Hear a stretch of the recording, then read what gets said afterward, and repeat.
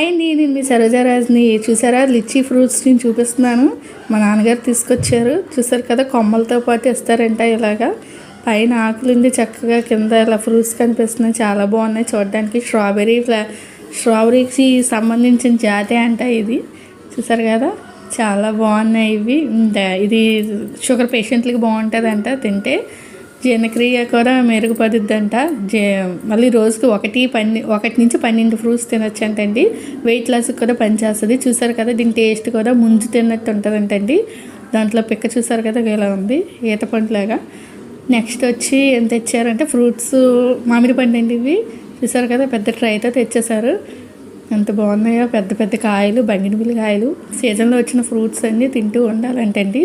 ఏ సీజన్లో ఏ ఫ్రూట్స్ వస్తే అవి తీసుకొస్తారు మా నాన్నగారు. దాంట్లో ఉన్న విటమిన్స్ కూడా మనకు అందుతాయి కదా, ఎప్పుడో సంవత్సరాలకు వచ్చినాయి. అలాగా ఏ